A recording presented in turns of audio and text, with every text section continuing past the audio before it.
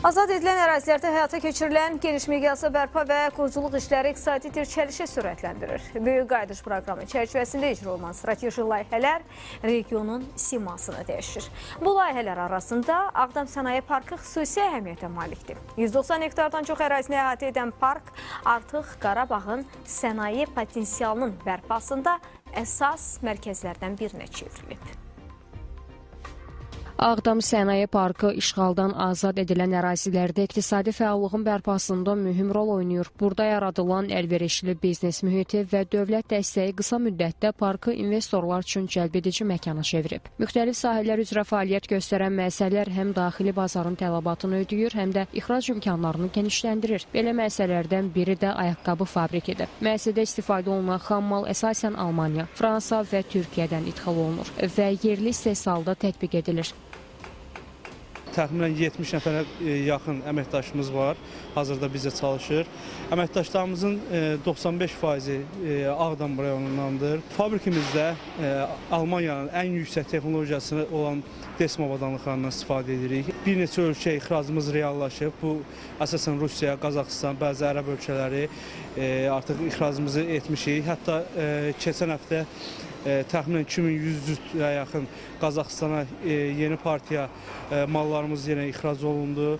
Müəssisədə hazırlanan xüsusi təyinatlı ayaqqabılar və poliuretan çəkmələrə artıq qlobal bazarda ciddi tələbat var. Fabrikin illik istehsal gücü 360 min cüt xüsusi təyinatlı ayaqqabı və 150 min cüt poliuretan çəkmə təşkil edir. Burada sifarişçilərin istəyinə uyğun müxtəlif mühafizə siniflərinə aid və fərqli rənglərdə məhsullar hazırlanır. Hazırda 2 növbəli rejimdə çalışan müəssisədə gündəlik 1500 cütə yaxın məhsul istehsal olunur.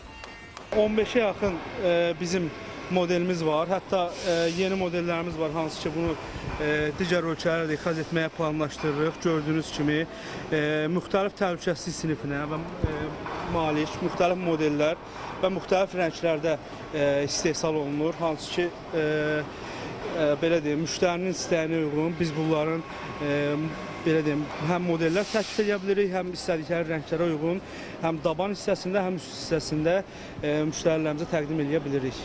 Biz bura müraciət elədik və işlə də təmin olundu. Bir müddətdə işləyirik, hər şeydə çox gözəldir.